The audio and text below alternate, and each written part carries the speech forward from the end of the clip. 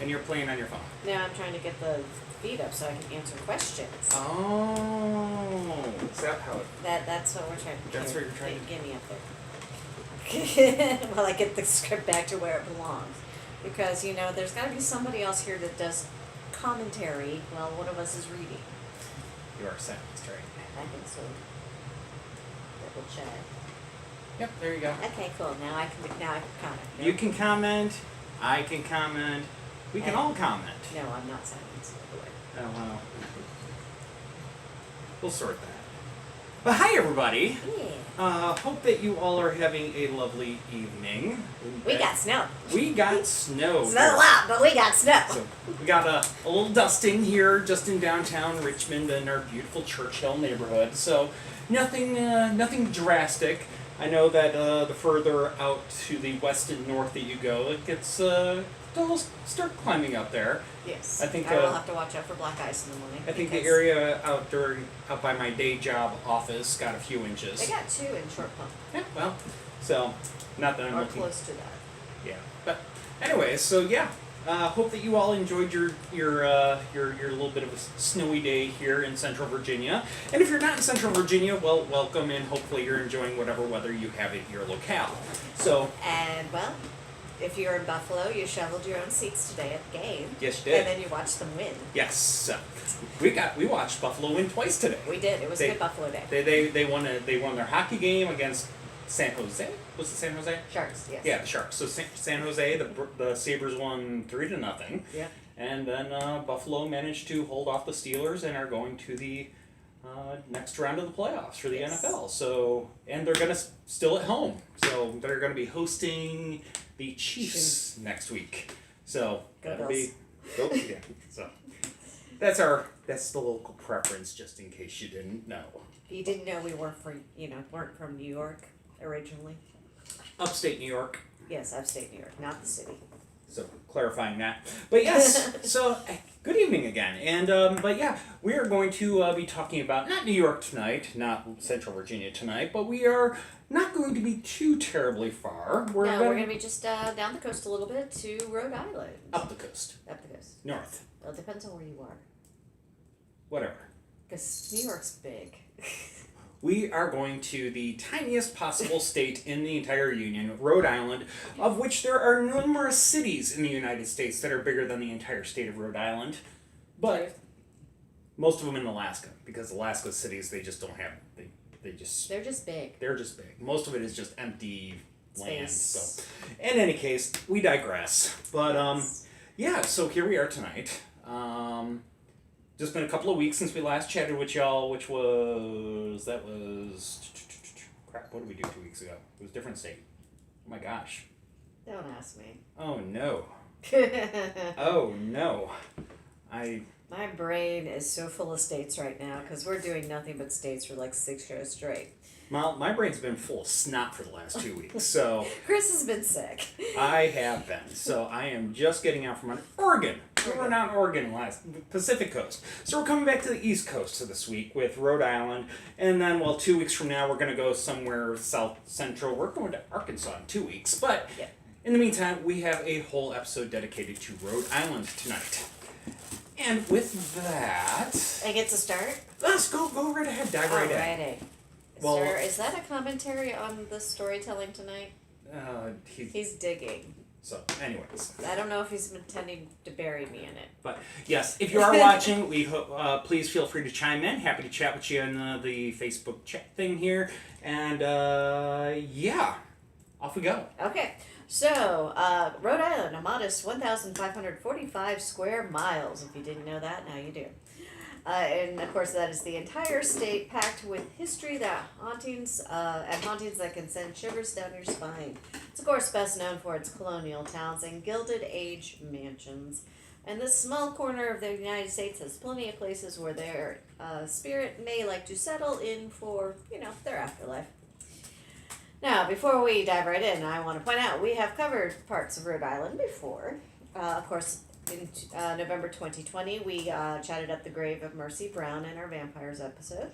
The same month, we also talked about the Conjuring House in our Pop Culture episode. And in September 2022, We stopped into Rhode Island for the Palatine Legend in our Pirates episode.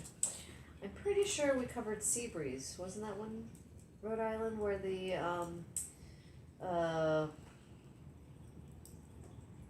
I'm blanking. What is that vampire show? What we do in the shadows house was used. But we haven't actually done that yet. You might have it on a future script, but we have not covered it yet. No, wait. I think we covered it in universities because it was used as a university building. All right. Well, maybe. I know we've done that one because I deliberately held it out in this one because we had done it. Okay. Well, in any case. Anyway, we've been here a few times already, but now we're dedicating an entire show to it. So let's start with probably one of the spookiest ones I could find. Because, yeah.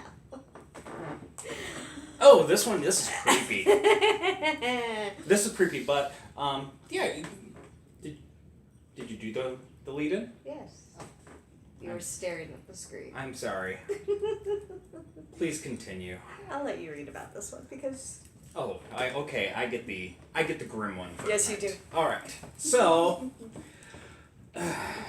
so our first stop is the town of Warren, just to the southeast of the capital city of Providence. Here, along the misty banks of the Kickemuit River, a horrifying scene unfolded, setting off what would become known as King Philip's War, often considered the deadliest war of the colonial era in the Americas. While the details of this conflict have largely been relegated to the footnotes of history, many of the emotional scars still haunt the people of the region in the present day. The origin of this ghostly activity dates back to June of 1675. Tension had grown between the colonists and the local Poconoke tribe living in the area. Uneasiness between the colonists and natives eventually evolved into open animosity, and the situation boiled over on June 20th of 1675. That day, a band of Poconoke warriors attacked the English settlement along the banks of the Kickemuit River. They looted and vandalized several homes. 2 homes were set on fire in the attack, and the settlement was left in fear and near ruin. 3 days later, the warriors returned to ransack and burn more houses. John Salisbury shot and wounded one of the warriors as they retreated. The following day, they returned to exact revenge for the shooting. The renegade band killed John Salisbury and 6 other colonists during the bloody struggle. 2 other men were ambushed and killed as they ran to the nearby settlements for help. A week after the incident, the severed heads of 8 murdered colonists were seen on the banks of the river, mounted on long poles with gruesome smiles pulled across their faces. This was a clear message to the colonists: leave the area or meet the same fate. The attack on the settlement sparked the brutal and bloody conflict known as King Philip's War between the local tribes, colonists, and local tribes that were friendly to the colonists. The violent conflict would eventually take its toll on the people of the region before subsiding into a peace treaty.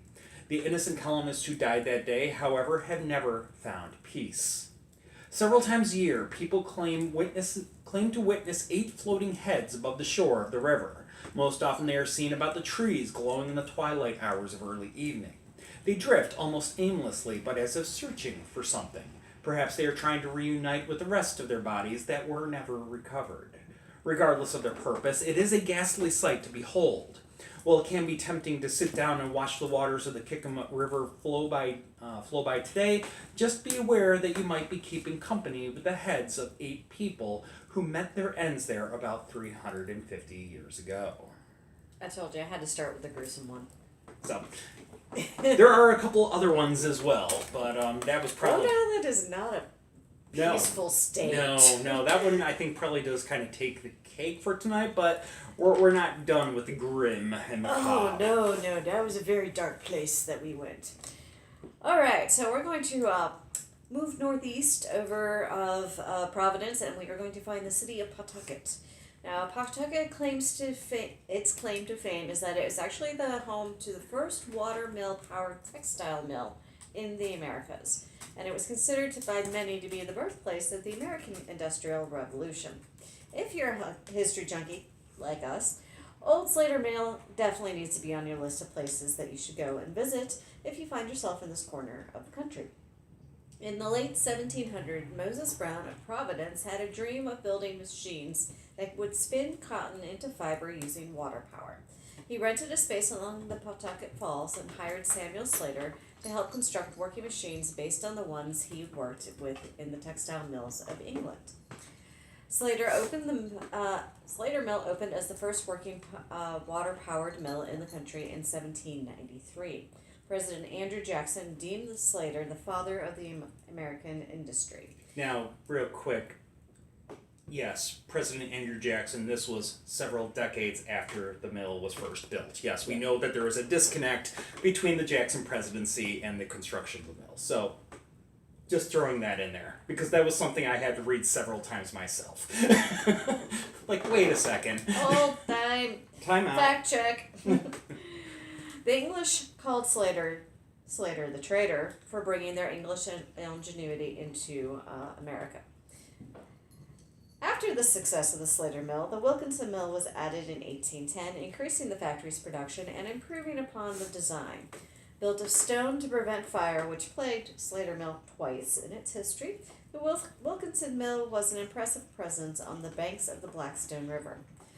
Substantially larger than its sister mill, the Wilkinson Mill looms over the river as a testament to the once prosperous industry that dominated this area. Over the years, cotton spinning operations expanded, as did the sizes of the buildings along the mill's property. The mill operated as a cotton spinning mill until 1895. In 1921, the Old Slater Mill Foundation was created to preserve and restore the historic mill. It was then turned into a destination for visitors to learn about its significance to the country's industrial history. The mill was restored to how it was looking back in 1835, and seeing the model of the water wheel gives visitors a better idea of how the water power was used in the mills. In the decades that followed the initial restoration, adjacent sites were acquired and restored, including the addition of the Sylvanus Brown House in 1960s. How's your phone? I don't know. It's face down. Yep. Cats. Where was I?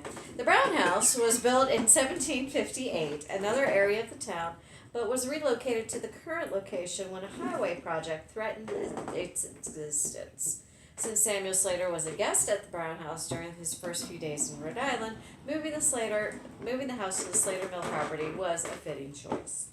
Most recently, the entire site was acquired by the National Park Service in 2021, ensuring that the site's future is there for generations to come. While the history of Old Slater Mill Historic Site is pretty cool, it wouldn't have landed on tonight's show without some hauntings. Not every aspect of its history would be considered admirable.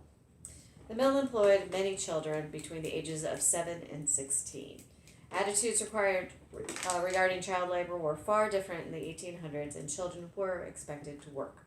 When the Slater Mill first opened, the primary employees comprised of entire families, including those children as young as 7. They worked long hours, typically from dawn till dusk, for as little as $1 a week in a hostile environment that was freezing during the winter and sweltering during the summer.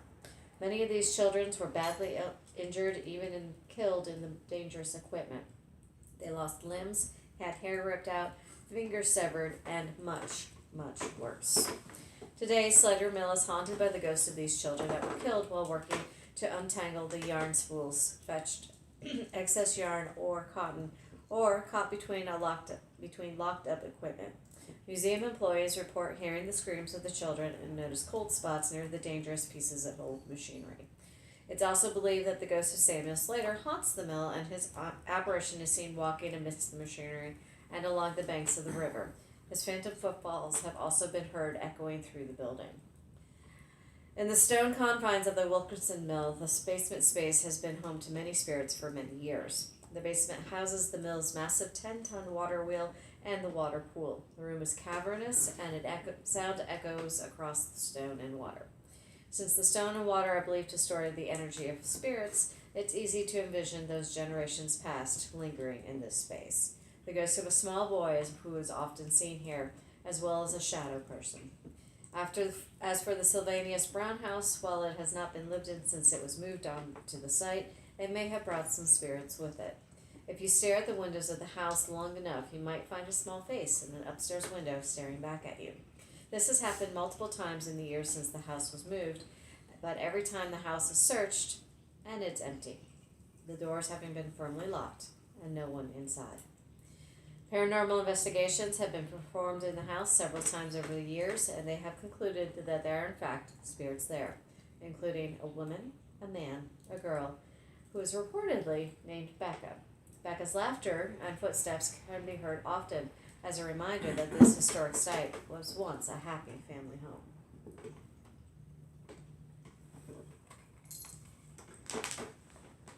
Nico's active tonight. That's who's chilling out here. He's also the one that knocked my phone to the floor a few moments ago. And he... spicy boy. So, we are going to go to the other end of the state, a whole 35 minutes away. And it's here that we arrive at the Ponegonsett River, which was once home to another water-powered mill, the Ram's Tail Mill. Now, the Ram's Tail Mill was founded in 1813 by William Potter, Peleg Brown, and other partners to mechanically spin and weave woolen cloth. The two sons of William Potter managed operations together with Peleg Walker. For his part, Walker was a disagreeable man, but managed to find his niche as the mill's night watchman. He would patrol the mill buildings with a lantern in his hand and then ring the bell after sunrise when it was time for the workers to start their day. Things went well for several years and a small village formed around the mill. There was always some tension between Peleg Walker and the Potters, but at some point it erupted into a major argument. Neither legend or historical records indicate what it was about, but it was bad. It ended with Walker shouting, "You'll have to take the key to this mill from a dead man's pocket." His warning came true. On the morning of May 19, 1822, the bell did not ring. When the puzzled workers arrived from their houses, they found Peleg Walker hanging dead from the bell rope. The key to the mill was tucked into his pocket. Walker was 35 years old. The locals assumed Walker had committed suicide and buried his body in the nearby Potter family cemetery, which today you can find as noted it's Rhode Island Historical Cemetery FR038. Operations resumed at the mill, and with the cranky night watchman gone, the atmosphere at Ramtail was much calmer. But one night, the workers in the Potter family were awakened by the mill's bell ringing wildly. They ran to investigate, but found the mill was empty. The bell was ringing on its own. The mysterious ringing happened on several other nights, usually at the stroke of midnight, until the Potters took down the bell rope. They thought that maybe the rope was just catching in the wind, or that some animal was playing with it, but this didn't help. The bell still would ring late at night. They finally removed the bell itself. This brought peace for a short while, but other strange things started to happen. The water wheel moved backwards against the flow of the river, and the mill's machinery would run by itself late at night. Even worse, someone could be seen walking around the mill at night carrying a lantern. It looked suspiciously like Peleg Walker. Fearing that the mill was cursed, the workers began leaving to find other jobs. Without anyone willing to work there, the Potters were forced to shut it down. The little village was abandoned and became a ghost town. While no one lived there, passers-by would still report a figure with a lantern wandering through the empty buildings late at night. The mill burned down in 1873, likely by arsonists who were fearful of the spirits, but it kept its reputation as a haunted location. In fact, the 1885 Rhode Island census lists the Ramstail Mill as haunted, making it the only officially haunted place in the state. Today, the stone foundations of the old mill are all that remain, and they are a popular site for people who are seeking out the industrial past of Rhode Island and some spirits. So, I actually wound up digging deep into that one yeah. because there really is. I don't think that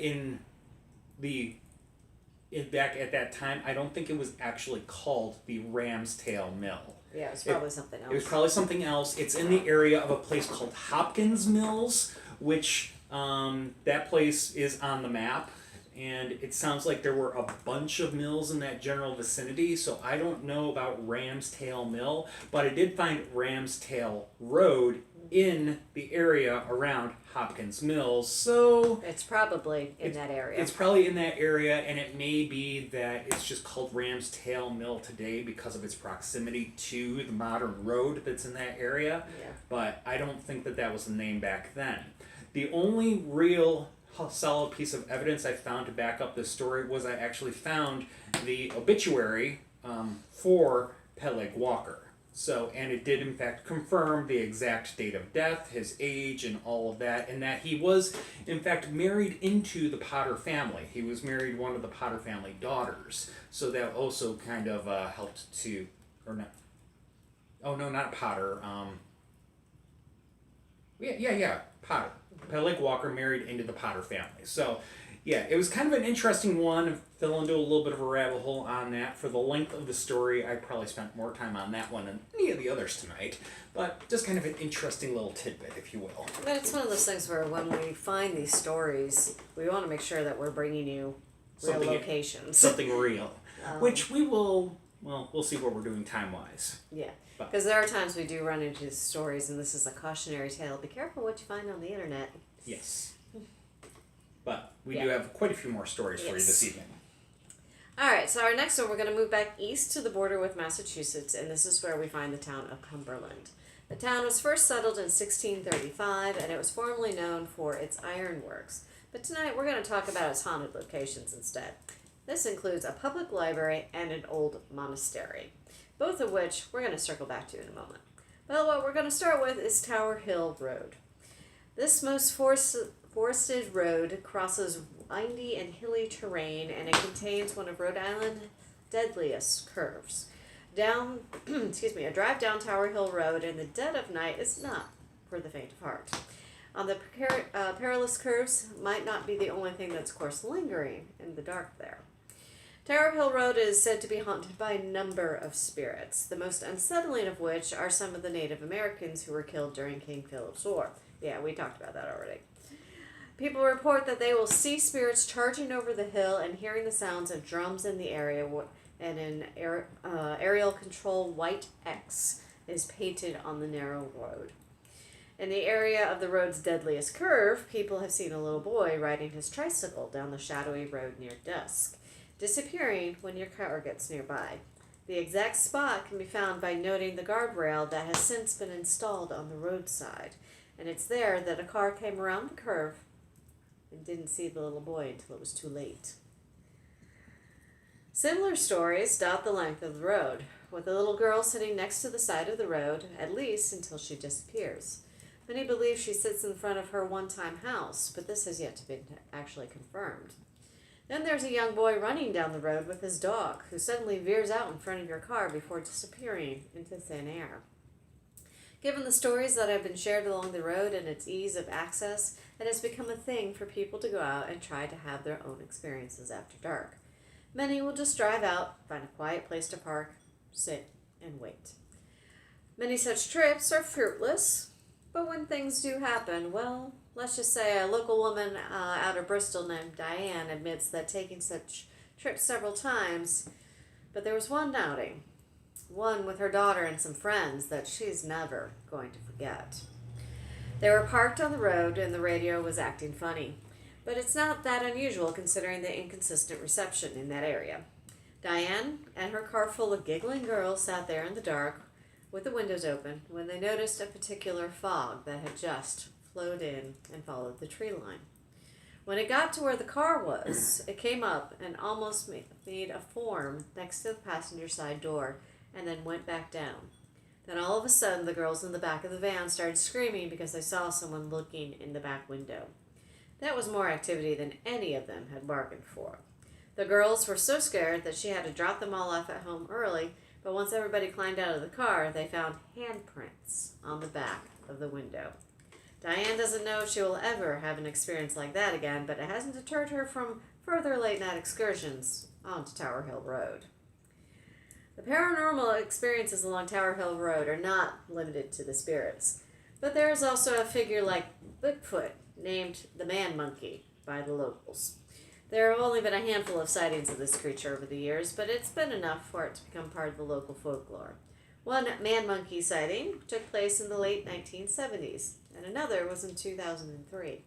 A total of 5 people have seen this creature, and Cumberland doesn't seem to be a likely place for Bigfoot to come by and hang out, but some think that the man-monkey is believed to be something else. Perhaps a creature that can jump dimensions. With all the ghost stories, along with all the quartz and the iron in the area, there are theories that the area around Tower Hill Road might be subject to some kind of portal or rift. With so much going on in this area, it can be difficult to know exactly what might actually be going on in the area.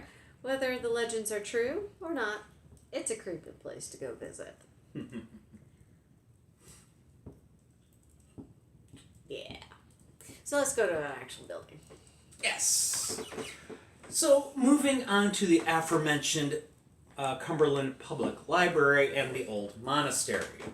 We arrive near the middle of town, just a mile north of Town Hall. The current library is located on the grounds of the former monastery. Our Lady of the Valley Monastery was founded by 12 Nova Scotian monks in 1900. The stone buildings were built over time with stones quarried from the surrounding area and were completed in the 1930s. The monks abandoned their original monastery after 2 devastating fires. In the 1950s, at their new location in Rhode Island, history repeated itself and a fire claimed the interior of the monastery. The monks left and moved into Massachusetts to rebuild.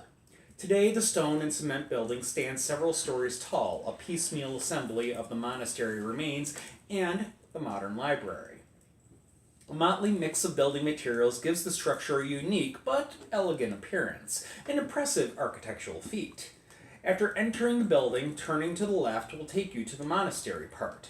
There you will see evidence of its former use, especially on the second floor. There is a cross design in the floor and Gothic arches line the ceiling.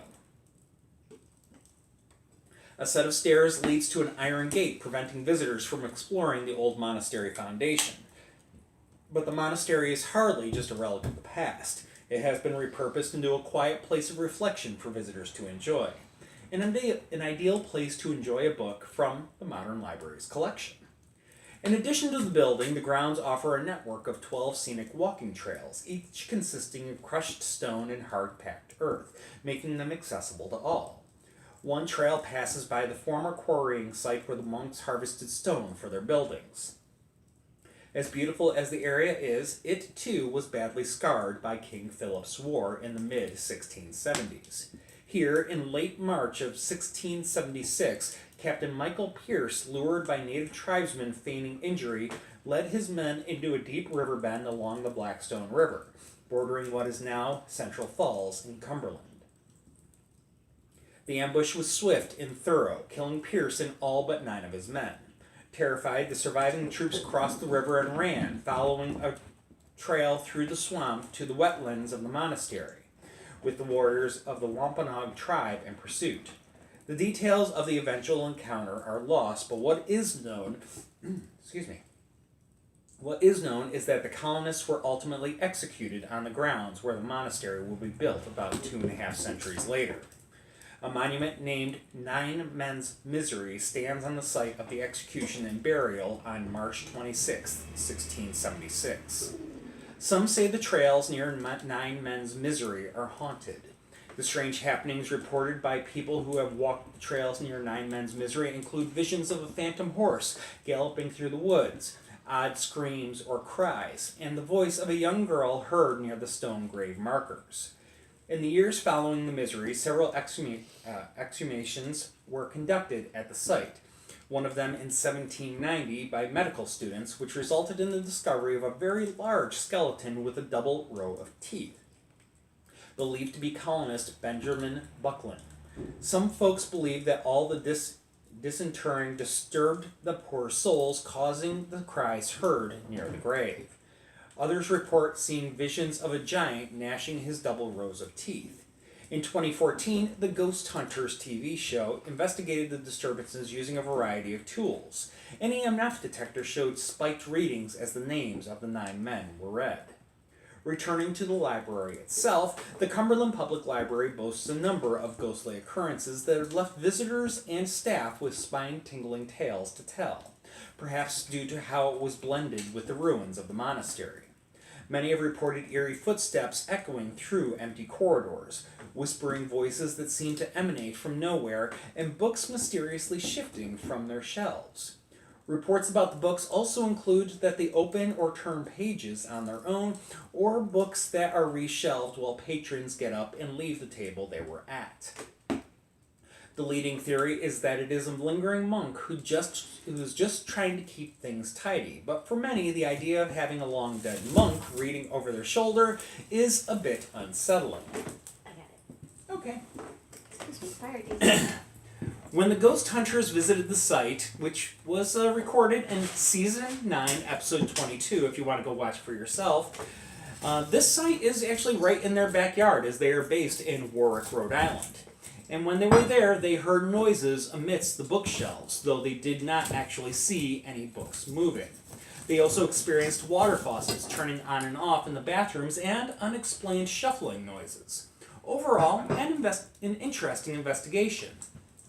The ghost hunters were drawn to the library by the many experiences that had been reported there over the years. Stories of voices, apparitions, and unexplained door slams have become commonplace amidst the volumes. A frequent trail walker named Mary Lou says, "I have found things here at the monastery. Rocks on the seat of my car after my car was locked and I've gone walking." Library director Celeste Dyer said, "One of our staff members said she heard someone calling her name. Whoever was calling her name was using her full name, which is unusual because none of us ever call her by her full name." These eerie events have cemented the Cumberland Public Library's reputation as one of Rhode Island's haunted landmarks, making it a destination not only for book lovers but also for those seeking encounters with the paranormal. So Alex has an interesting question.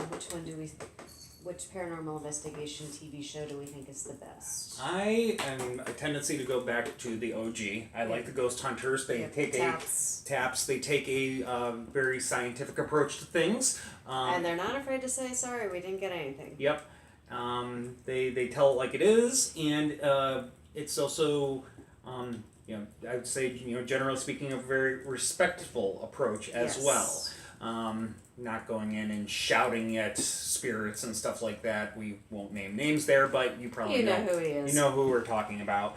But yeah, I think that is probably by far the most legitimate. Yeah. There are some others out there who do a very good job of emulating that. More recently, and actually really a splinter of the Ghost Hunters, Amy, which was Kindred Spirits. Yes. That's the name of the show. That Amy and Adam went off and did. So a lot of respect for Amy and Adam and what they're doing there with Kindred Spirits. But with Dead Files, I enjoy watching the research side. When you bring in the former police detective who goes out and he does the research legwork to back up what his partner experiences. Yeah. And Alex points out that Amy does have a podcast, which we have listened to. Yes. We haven't listened to all of it, but we've listened to quite a few episodes. Well done. Very well done. I dare say it's kind of set up a little bit like this, although in the sense that she tells the stories like we're doing here, but she'll also get people on to conduct interviews as part of the podcast too. Not that we're opposed to doing interviews. It's we just haven't gotten there yet. It's also a lot to set up. So, but anyways, it's... and I would actually love to do one of her weekend events sometime. Yep. So I think the ones that you see on TV, they are the ones that kind of get top billing for me. I enjoy watching some of the other ones, and I think that other ones, there are others who do take good and reasonable approaches as well. But yeah, probably top billing is Ghost Hunters and Kindred Spirits in my book for paranormal investigation legitimacy type thing. Yes, I agree with that. Alright, so we're going to move on to the seaport town of Bristol, and this of course has a very long maritime history and is a popular place for tourists to come and walk amongst the historic New England architecture. But for those who like to stroll through nature, you want to go visit Colt State Park, and it's just outside of town. It was dedicated in 1968, and this park spans over 400 acres. The area is popular for a variety of outdoor activities that are offered there. Now, in 1905, Samuel Colt purchased the land to build his summer home named the Casino. This Samuel Colt is not to be confused with his uncle, Samuel Colt that lived in Connecticut. Yes, that is the one who actually Colt firearms, but not to be confused with his nephew. Now, the Samuel Colt that made his way in his own world, the nephew, actually found the United States Rubber Company, now Uniroyal, and it was the largest rubber company in the country. Colt also got involved with military and politics, serving as colonel in the Rhode Island militia and as a member of the Rhode Island House of Representatives, also as Attorney General of Rhode Island.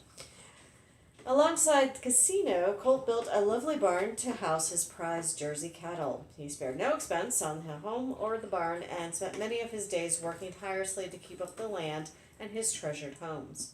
He died in 1921, and his trust company was required to open the homes to the public, subject to the express terms of Samuel Colt's will. Unfortunately, while his intentions were good, after his death, the public opening of Samuel Colt's home resulted in vandalism. It ran rampant. Many of his statues were stolen or destroyed, and in 1965, the state of Rhode Island bought the property and redirected the lands as Colt State Park. A statue of Samuel Colt was erected to commemorate his life in 2003. Although Samuel Colt's house was demolished in the 1960s, the barn survives to this day and is a common attraction for brave hikers and travelers. 2 life-size bull statues stand guard at its gate, and 2 of the, of course, favorites of Samuel Colt's, Conrad and Pomeroy. A friendly sign reads, Colt Farm, private property, public welcome. Unfortunately, while the sign was meant to be friendly, it seems more lingering spirits didn't quite get that memo. Many of the locals argue when the issues on property actually began.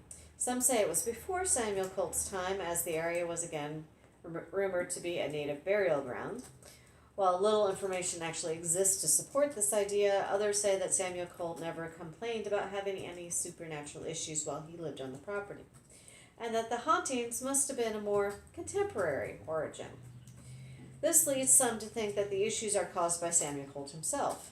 While Colt may have been welcoming and accommodating to the public in his will, he may be justifiably upset to see how his home was abused and unappreciated after he was gone.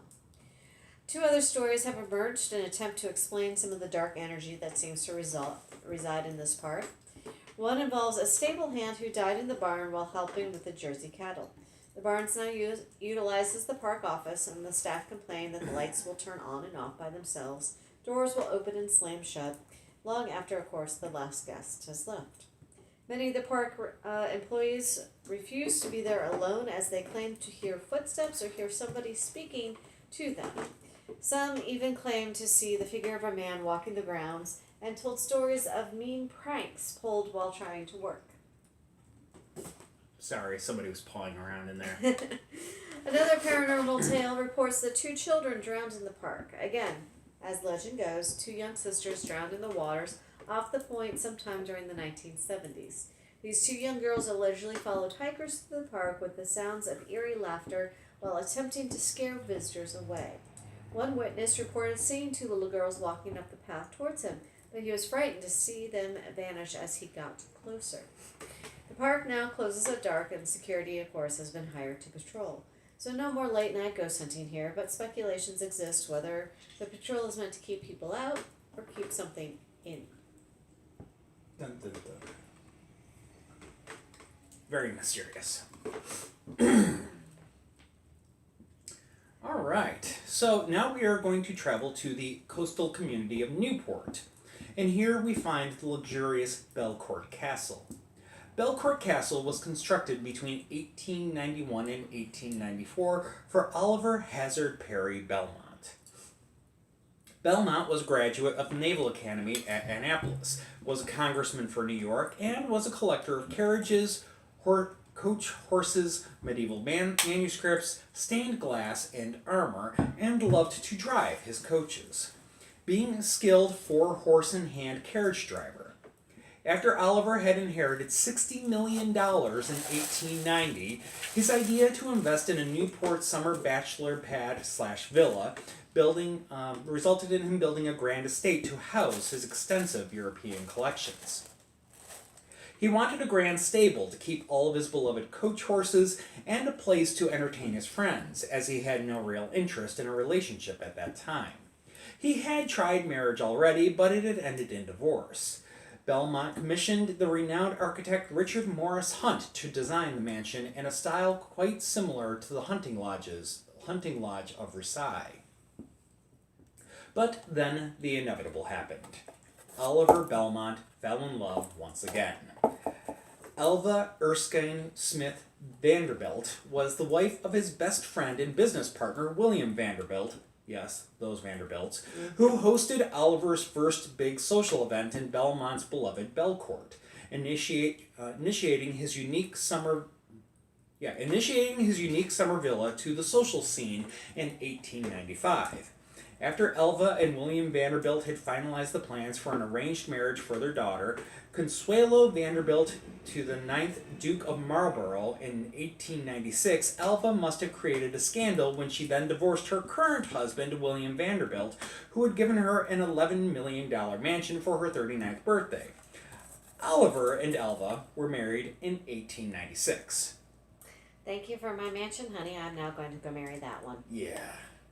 Now, the new Miss Belmont was a prominent figure in the women's suffrage movement and designer of the neighboring Newport mansion Marble House. Under her guidance, she rearranged the house in order to entertain properly, adding her own touches and sense of refinement to the stately manor. The Belmonts began to use Belcourt as a gathering place for the elite of society, hosting lavish parties, balls, and other social events, attracting notable figures from the world of politics, business, and the arts. Under her influence, Belcourt became a hotspot for lavish social gatherings for Newport's elite, as well as the occasional seance. Belcourt's house manager, David Becancourt, said she was infatuated with Victorian-era spiritualism. She hosted a night with an occultist while they owned the house between 1896 and 1908. Oliver and Elva enjoyed the short 12 years they had together, a truly happy marriage for both of them. Unfortunately, Oliver Belmont died in New York in 1908 at the age of 49 due to septic poisoning from a burst appendix. Ooh. Ouch. Oh boy. Elva continued to live at Belcourt and enjoyed taking trips to Europe. Elva was generous to charities and continued providing strong support to the women's suffrage movement. After Oliver's death in 1908, the house remained in the Belmont family until 1940, when it was then purchased by a Mr. George Waterman. It was sold again in 1954 to Elaine and Louis Lorillard, and was even the original site of the Newport Jazz Festival from 1955 to 1956, before finally becoming the residence of the Tinney family. Harl and Donald Tinney purchased the house in 1956 and then proceeded to live at Belcourt for 56 years, collecting antiquities for the home from all around the globe. Harold and Ruth Tinney, along with their son Donald, changed the name to Belcourt Castle and filled the house with their collection of antiques and reproductions, including a replica gold coronation coach and an enormous Imperial Russian chandelier. Ruth and Harold Tinney's son, Donald, who married Harl Hansen, a pre-med student from Providence in 1960, together they collaborated in running the castle's museum and offered tours. The home gained even more notoriety when their son's wife, Harl Tinney, published her memoir, The Ghosts of Belcourt Castle, in 2010, which chronicles her supposed 50-plus years of living with the supernatural. Donald Tinney died in January 2006, and Harold Tinney sold Belcourt Castle in 2012 to Carolyn Raffilian, founder of the jewelry and accessory company Alex and Annie. I own some of their pieces.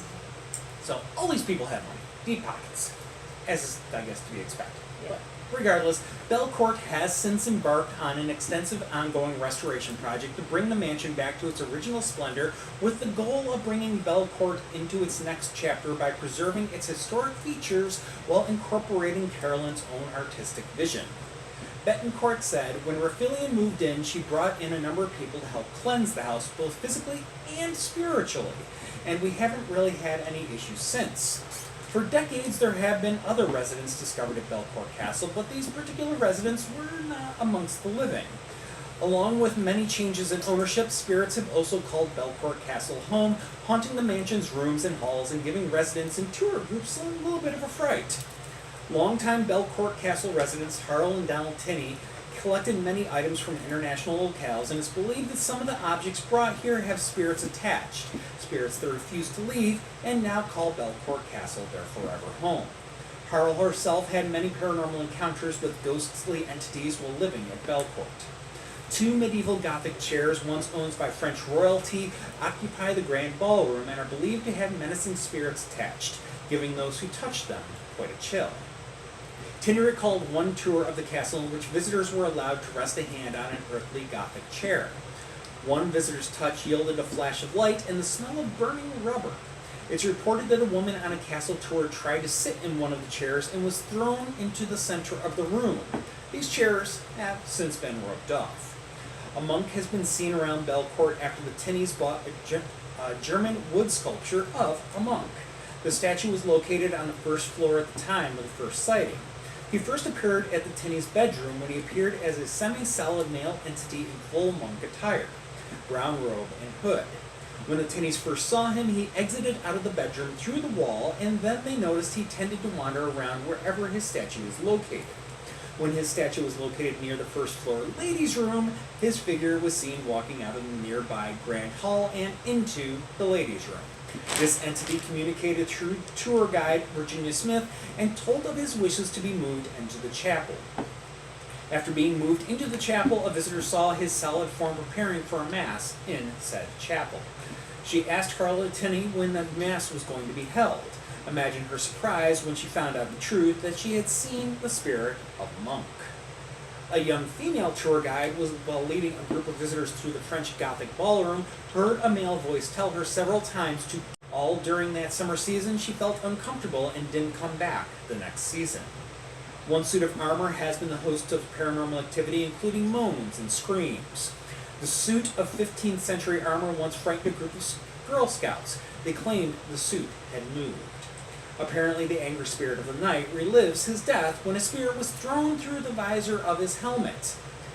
It was not a pleasant death. His screams and shrieks of agony are heard by staff and the Tinney family for many years, especially during the month of March when he was supposedly killed. His spirit communicated with Virginia and told her that he had been left for dead by his fellow knights, so he died alone of his wounds. During tours, his helmet is said to turn by itself to check out these strangers in the room. The terrazzo floor in the first floor reception hall is made with individually chipped pieces of Italian marble, which took 3 years to install. Betancourt explained that during that time an Italian artist was killed in an accident with concrete. The Tinneys claimed you could hear deep sighs from him not being able to finish the job. A lady in a ball gown has been seen on the second floor gallery. An older woman in pink attire has been appearing in the Harley Tinn's bedroom on occasion, perhaps it being Ruth Tinney visiting her daughter-in-law. Guests at Donald Tinney's memorial service and workers in the ballroom have seen a male entity looking down at them. He has been described as Donald Tinney, and maybe he still wants to be a part of things in his beloved castle. There is an entity of a samurai warrior attached to items in the Tinneys' Asian collections. This scary fellow has been seen strutting around the Tinneys' collections of art and furnishings from the Orient. There is also a mischievous entity who likes the English library. The entity likes to borrow items for a while and, well, then eventually returns them. Betancourt, who leads the mansion's Walk with Ghosts tour in addition to regular tours, says the haunted tour is a great way for guests to experience the property at night. He says, I'm a little skeptical, but there are some things that I can't explain. We have this huge chandelier from the Tinney family on our first floor. It has 13,000 crystals, and every once in a while I'll come in and just one random crystal will be spinning real slow and subtle. It makes no sense because there are no air vents above it or anything like that. Several other ghostly apparitions have been witnessed around Belcourt, along with moving objects and the sounds of disembodied voices. It's no wonder why this has become a popular place for ghost hunters to tour. I have certainly has. Yep. That's okay. One more story, and this is going to be that cautionary tale that we alluded to earlier on in the show. So I first found this and I was like, oh, this sounds like a cool story, and then we started digging into the history of it. Anyways, we'll get to the cautionary part at the end. First, the tale. Captain Japhet. Joseph. Josef. Oh, Japhet. Japhet. That is definitely Japhet. Sorry, my bad. Oh, that's right. I'm sorry. I was wondering if that may have been a misspelling or something like that. And so in trying to search the historic records for this gentleman, I tried multiple different spellings, and Joseph was one of them. I am sorry. Please continue. Okay. I was like, he didn't correct it. Wedderburn built the Wedderburn House in 1830. A white four-story mansion bearing green shutters. Wedderburn House gave the outward appearance of so many other rich sea captains' homes in New England, but unlike the homes of his contemporaries, it wasn't lush inside, according to his housekeeper, Hudley Craddock. The third floor had a gallery with windows that overlooked the Atlantic Ocean, presenting an impressive view of the sea. But the ill-tempered sea captain who had accumulated wealth in the China sea trade yearned for a wife to be a companion. But he was often sent away from Wedderburn House for months at a time, so he didn't have time to court a local lady. One day, Wedderburn arrived home from a voyage with a new wife, Donna Mercedes, a young Spanish daughter of a wealthy family from Barbados. She was petite, delicate woman who dressed in black, wore a high tortoiseshell comb and a black lace mantilla. As things went well until the captain set sail again, leaving his bride, who spoke no English, at home with only Hudley for company. Hudley found her crying, very distressed, looking out the window, wanting to go home. All day Mercedes would walk back and forth, weeping and pointing to the sea. The housekeeper tried to get the sad young lady to come to town with her to buy the food, and she tried to teach her English, but Mercedes became a recluse, and sometimes she ate nothing all day. When the captain finally came home, Hudley was ill with a stomach ailment and couldn't work. Her sister offered to find a new servant, but he said it wasn't necessary. He was going to take his bride to Barbados to visit her family. 2 years later, Wedderburn returned home without his wife and told people that she wanted to stay with her family longer. He died at sea during his next voyage. Shortly afterward, the townspeople began to question Mercedes' fate, because some had reported seeing her ghost.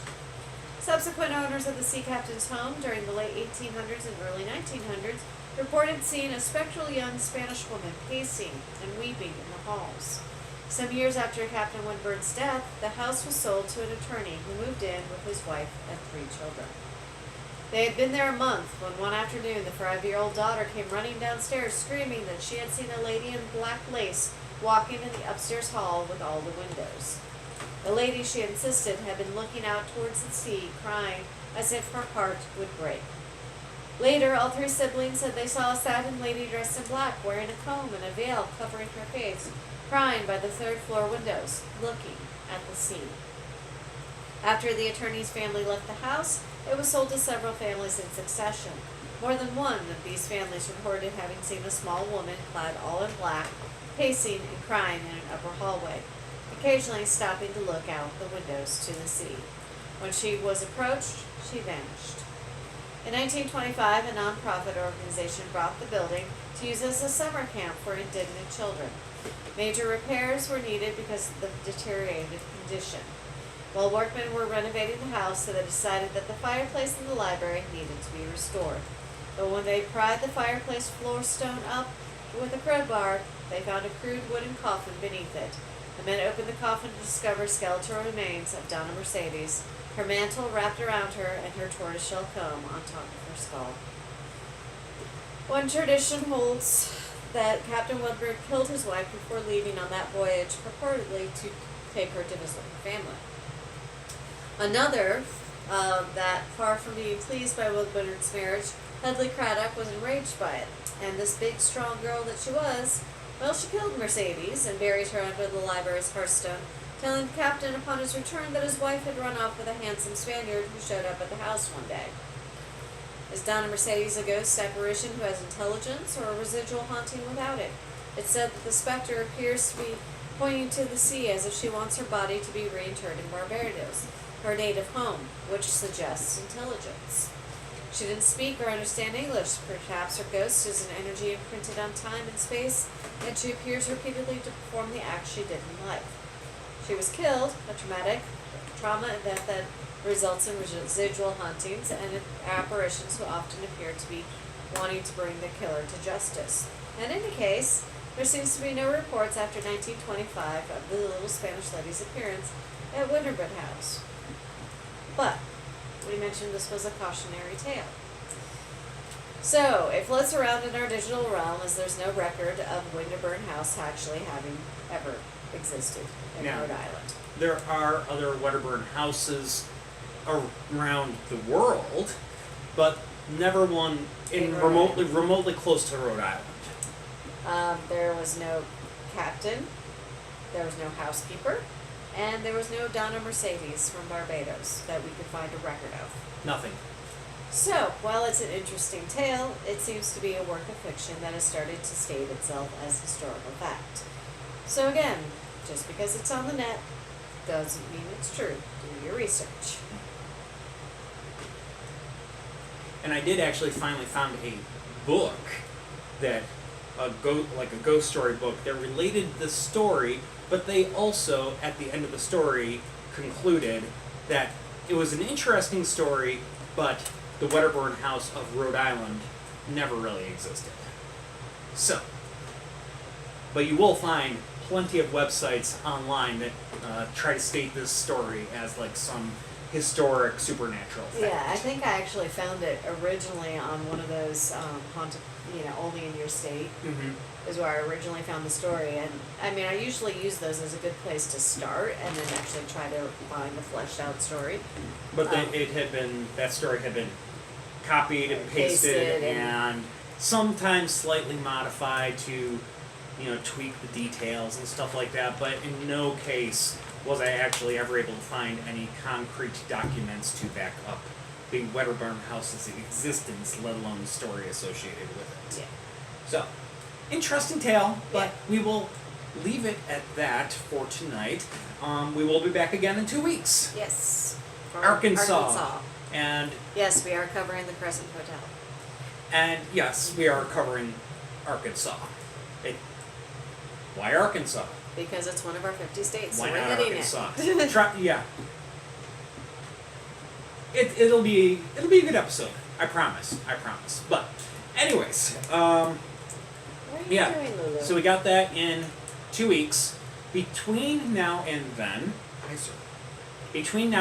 we have pretty busy time. So this coming weekend we have Paracon up at Hanover Tavern. There's the VIP event on Friday night, in which Chris and I will be telling stories. We're headlining the VIP event. Woo! Then Saturday, Chris will be at Paracon all day with a couple of our guides. He'll be on a panel for dark tourism. That'll be at 3 o'clock. 3 with o'clock, a bunch of our other friends from the paranormal and museum realm. And museum realm. So, yeah. Yep. I will be down with Birthday Bash at the Poe Museum, where we are hosting our Shadows of Shaka tour in conjunction with that. So, if you want to see me, you gotta go buy a ticket for that one. Dress warmly. It's gonna be chilly. Yeah. And then following weekend. It's not a public event. It's not a public event, but we are hosting tour guides from around the United States.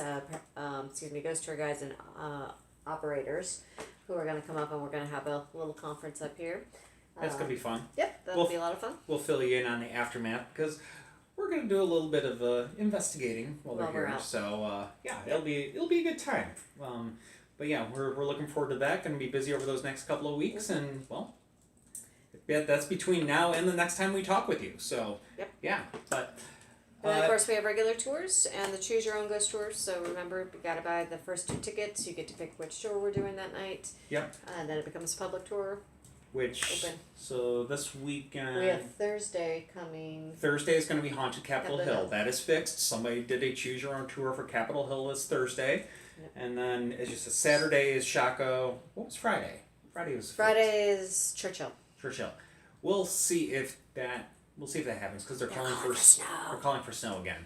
But in any case, but yes. And Alex asked about how many U.S. states do we have left to go. I thought we said we were about a third of the way through. Give me a minute. I have a list going. Beth has a whole list. Because that's how many we have this far. Somewhere the list is there. But surprisingly, even though it feels like we've done a bunch of states, we're still technically not even halfway There through. we go. 1, 2, 3, 4, 5, 6.